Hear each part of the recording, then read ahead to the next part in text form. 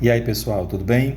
Estou aqui hoje, para falar um pouquinho com vocês sobre um tema legal, bem importante que a gente trata na questão da linguística da língua portuguesa.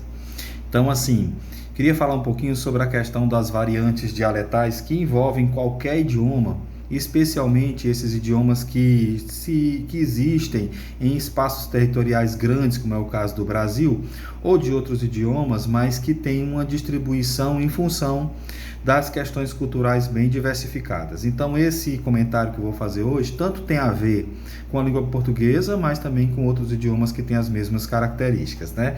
Então, falando um pouquinho, é que existem dentro desses falantes, né, maneiras distintas de pronunciar, de falar e até de escrever, como acontece, né, com outros idiomas como o inglês, que está distribuído geograficamente no planeta em vários lugares e que algumas características culturais alteram a maneira de falar, o espanhol, que é bem também frequente, tendo em vista a grande colonização que aconteceu dos espanhóis no resto do mundo, fez com que essa distribuição também acontecesse. Mas eu vou me concentrar um pouquinho nas variantes da própria língua portuguesa.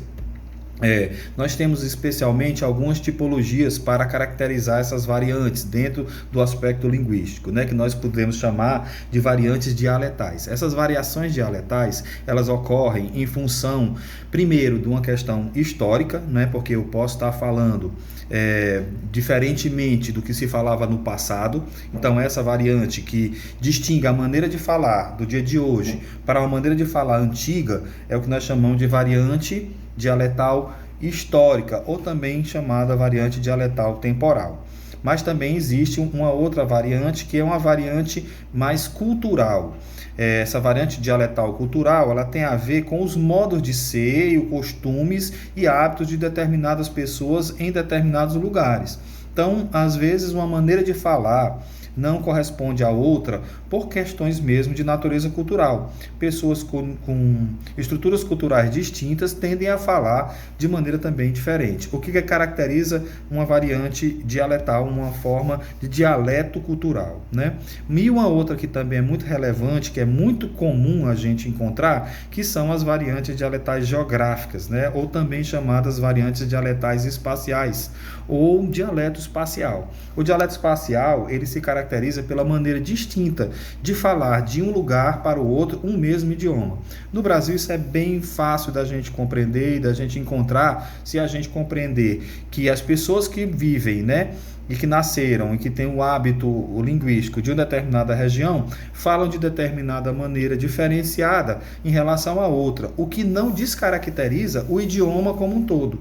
Quer dizer, independente da gente falar uma variante dialetal nortista, né, que vai nas regiões norte dos estados do Amazonas, ao entorno do Amazonas, ou do sul, com relação aos estados sulistas, Rio Grande do Sul, Paraná, Santa Catarina, por exemplo, essa diferença de falares, né, ela se caracteriza do ponto de vista linguístico como uma variante dialetal. É um dialeto sulista e um dialeto nortista, mas isso não desclassifica, né, essa variação como sendo ainda pertencente à língua portuguesa. Isso não modifica o idioma na essência, mas modifica os falares. Esses falares, eles representam de fato o que a gente chama de variante dialetal. Então, geograficamente, desse ponto de vista que eu quero dizer, a gente pode falar tanto nacionalmente, quer dizer, as maneiras diferentes de falar o português entre uma região, um estado, uma cidade e outra, um lugar e outro dentro do próprio Brasil.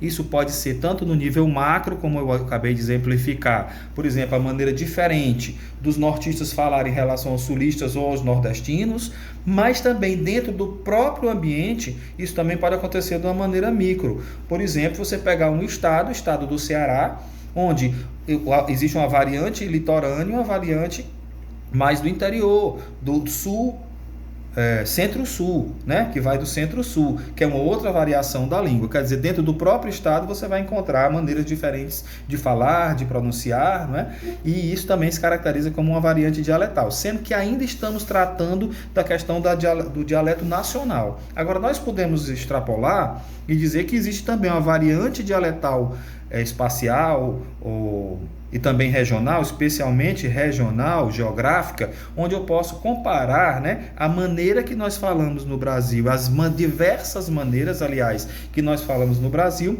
com as formas de falar que existem fora do Brasil em relação à própria língua portuguesa, se você comparar com os demais países da comunidade lusófona, Portugal, Angola, Moçambique, Guiné-Bissau, Guiné Equatorial, etc. Então, esses outros países que falam a língua portuguesa também, e tem também uma diferença de variante geográfica em relação ao Brasil, mas também variações culturais, não é?